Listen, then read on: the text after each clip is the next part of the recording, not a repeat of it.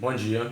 Aula de biologia hoje da terceira série, nós vamos falar sobre DNA, tá? E dividir essa aula, né, em núcleo e cromossomo, já que tem tudo a ver com DNA. Eu vou pedir que vocês realizem os exercícios de fixação número 5, questão 1 e 2 apenas, porque são as questões que têm a ver com o conteúdo de hoje. Toda essa matéria, todo esse conteúdo visto hoje está no capítulo 3 da apostila, página 31, 32 e 34, que é a página dos exercícios, tá? Então vamos lá, gente.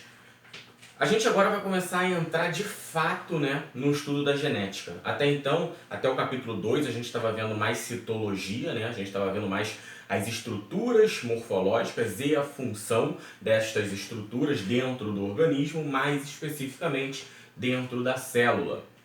Só que agora nós vamos começar a ver digamos que como que estas estruturas juntas com outras novas vão interagir para poder fazer um bom funcionamento do organismo humano.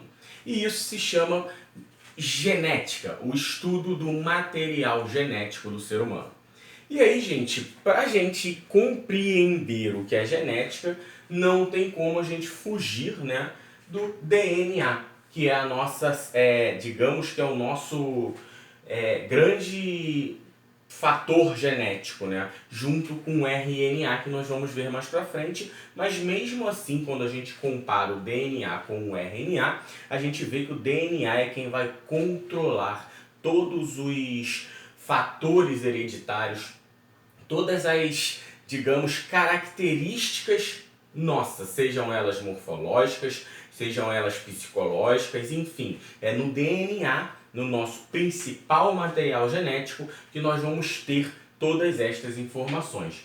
E primeiro a gente precisa saber o que significa DNA, né? Na verdade a gente já sabe, a gente já viu isso muitas vezes, mas é sempre importante a gente relembrar. DNA é a sigla para ácido desoxirribonucleico. Ou seja, o nosso material, ele se denomina ácido desoxirribonucleico, ok? E aí a gente vai ver que o RNA também é um ácido, só que é ácido ribonucleico. É diferente. O seu açúcar é diferente, né? Então vamos lá.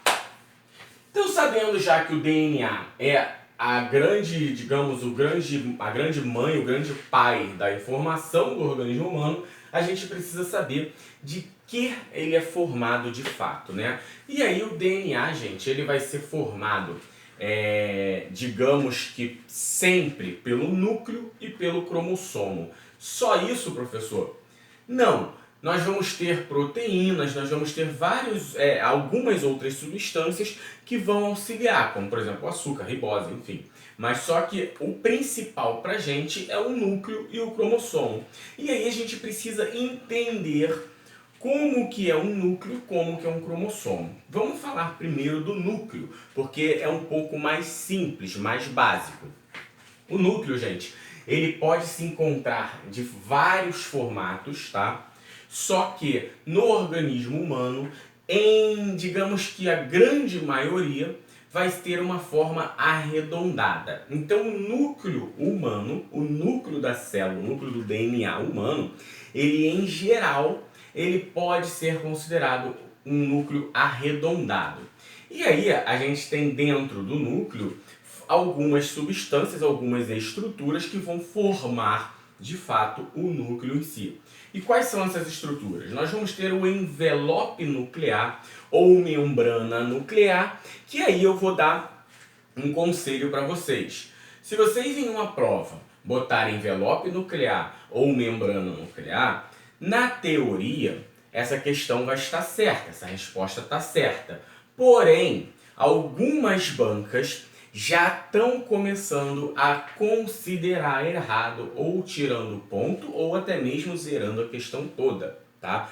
Porque eu sempre digo para vocês que o nome correto da estrutura é carioteca. Então, o que é carioteca? Carioteca nada mais é do que o nome dado para a membrana ou envelope nuclear, beleza? Então, a célula vai ter a membrana, lembrando que é a membrana citoplasmática, só que o núcleo tem a sua própria membrana.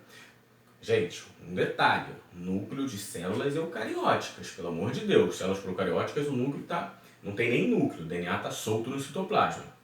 Então, células eucarióticas, o núcleo tem a sua própria membrana, denominada de carioteca. Além disso, também vai ter o nucleoplasma, que é como se fosse o citoplasma, mas o nome é nucleoplasma. E também vamos ter a cromatina e os núcleos, tá? Vamos falar um pouquinho de cada um desses, tá? Vamos lá. A cromatina, gente... Primeiro, o núcleo. O que é o núcleo? O núcleo nada mais é do que uma região do núcleo que vai ser responsável por sintetizar, por produzir RNA. E aí a gente vai ter uma aula só de RNA. RNA transportador, RNA mensageiro, RNA ribossomal, tá? E as cromatinas. O que é a cromatina? A cromatina nada mais é do que o DNA, né? Nós vamos ter o DNA que vai estar associado a proteínas histonas especificamente, proteínas histonas que vão formar o nucleoplasma. E aí o nucleoplasma são fitas prolongadas que ao se dobrar vão formar a eucromatina. E a eucromatina também são fitas prolongadas, só que agora duas, formando a cromatina. E aí, quando eu tenho a cromatina, duas cromatinas ligadas, eu formo um cromossomo. Revendo, o DNA vai sempre estar associado a proteínas mais especificamente denominadas de histonas, que aí vão formar o nucleossomo. Os nucleossomos vão se dobrar, formando a eucromatina. A eucromatina são fitas prolongadas que, ao se dobrarem também, vão formar a cromatina. E aí a cromatina são quando nós temos duas cromatinas que se ligam, forma-se um cromossomo. Tá bom? Simples assim. E, gente, a gente sabe que o cromossomo e o DNA têm a principal função de quê? Fazer divisão celular pela mitose e pela meiose, que nós também vamos ver mais pra frente. E aí a gente vai ter a passagem, a transferência de informação genética para os descendentes, no caso da meiose, tá? E a gente tem um detalhe a ser dito. Os cromossomos, eles apresentam características importantes, características que vão classificá-los. Nós temos 4 classificações de cromossomos, que é cromossomo metacêntrico, cromossomo submetacêntrico, cromossomo acrocêntrico e cromossomo telocêntrico. Como que isso acontece? Como que é feita essa classificação?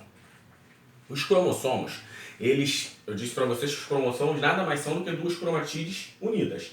E o que vai unir essas duas cromatídeos? É uma estrutura denominada de centrômero. O centrômero é uma placa proteica que vai ligar. Então, por exemplo, se eu tenho aqui, deixa eu pegar uma caneta vermelha. Se eu tenho aqui um cromossomo, deixa eu apagar o quadro, fica até melhor para vocês entenderem, né? Só um minuto. Se eu vou ter aqui um cromossomo aonde a sua ligação, o seu centrômero é bem no meio, eu digo que eu tenho um cromossomo metacêntrico. Agora, se esse cromossomo, essa ligação já é um pouquinho afastada do meio, eu digo que ele é submetacêntrico. Se eu tenho um cromossomo aonde essa ligação é bem próxima da extremidade, eu tenho um acrocêntrico. E por último, quando o cromossomo ele tem um centrômero bem na extremidade. O que acontece? Ele é telocêntrico. Só que tem um detalhe importante, pegadinha de vestibular. Metacêntrico, submetacêntrico, acrocêntrico existe na espécie humana. Já o telocêntrico não existe na espécie humana. Porém, quando eu digo que não existe, eu estou dizendo que se por acaso vier a ter alguma mutação e algum ser humano venha a nascer com um cromossomo telocêntrico, normalmente ele morre nos primeiros meses de vida ou até dias, tá? É impossível sobreviver com cromossomos assim. Beleza? Galera, sabendo disso tudo que a gente viu hoje, fica aqui minha atividade devolutiva número 1 relacionada ao capítulo 3, tá? Vamos lá. São dois exercícios que eu quero que vocês façam. Primeiro, eu quero que vocês desenhem à mão. Não quero ninguém no computador copiando. E nem desenhando no computador. Desenhar à mão, tá? Simplesmente um DNA, uma molécula de DNA, uma dupla molécula de DNA. A gente sabe que a molécula de DNA é em espiral, ligada lá para a timina, citosina, tudo isso que a gente já viu, já sabe. Então desenhe, pode até pesquisar na internet, mas desenhe à mão uma molécula de DNA, uma dupla fita de DNA, tá? De preferência, citando todas as estruturas. Segundo exercício, tudo na mesma D. Eu quero que vocês desenhem à mão também os 4 tipos de cromossomo. Aí já tá a cola aqui na aula de hoje. Muito fácil, só que aqui vocês vão descrever cada um. Tá? Quero que vocês descrevam metacêntrico, submetacêntrico, acrocêntrico e telocêntrico. Tá? Fico aguardando. Como sempre, gente, faz aquela revisão que vocês sempre fazem, escreve que a gente fixa melhor. Muito obrigado, até a próxima.